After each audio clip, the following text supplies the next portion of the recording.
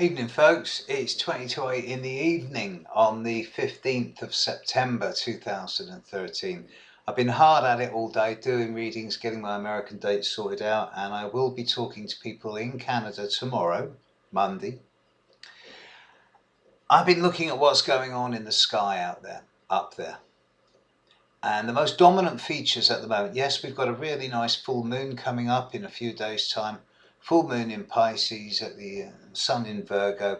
It's a rather nice full moon, as it for individual contacts, it's going to be some quite pleasant circumstances evolving.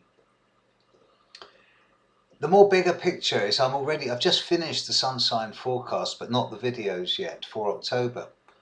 And I am beginning to see the effects already of the very first signs of the upcoming Mercury retrograde that's coming up in October and November is beginning to synchronize in.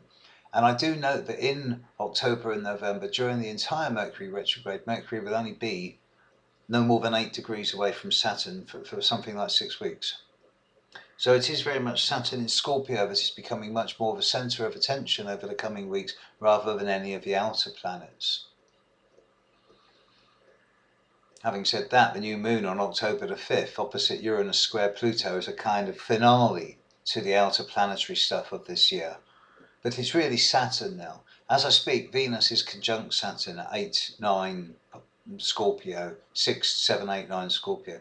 Mars has just finished the square to Saturn. Saturn is conjunct the North Node. Venus is coming up to conjunct the North Node in the coming couple of days.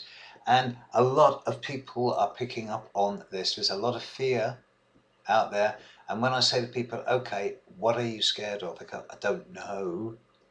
And I'm going, okay, so it's not fear. Fear is something you know what you're scared of. It is phobia. When you're scared of the unexplainable or the irrational or fear of being afraid. So what's the phobia that's out there at the moment? Well, there's a legend, there's a myth, an analogous myth from the latter days of the Greeks that was adopted by the Romans. It's called the Sword of Damocles. Originally, Damocles was an obsequious courtier in the court of Dionysius. And he was saying to his king, Dionysius, how fortunate he was to be such a wise king. And Dionysius said, okay, let's swap. But he made Damocles sit in his throne for a day and rule, but at the same time he suspended his broadsword above his head by human hair. This was adapted in the early 1800s in the pre-Raphaelites, changed from being the god and the king into being the princess and her father, and Damocles is represented as a suitor who goes to see the local king for the hand of his daughter, and he says yes, but first you must eat with us. And he sits down for a meal with them with a huge broadsword suspended over his head by a hair of the princess's hair, by one of the princess's hairs. The sword can fall at any time, the sword of Damocles. It is a combination of trepidation. Anticipation is expectation mixed with hope, and trepidation is expectation mixed with caution. And there is a sense of trepidation for a large number of people around at the moment. There's a very scorpionic and plutonic feel around. It's going to permeate all week. Just because it feels like it doesn't mean it's going to happen. But it does mean that overall individuals are best advised at this time to be cautious.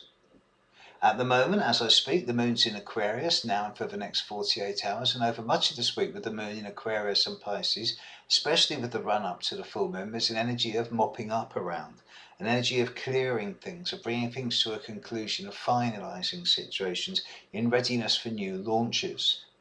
But I don't think the new launches that are being postulated now are actually going to be properly in place until the end of the year.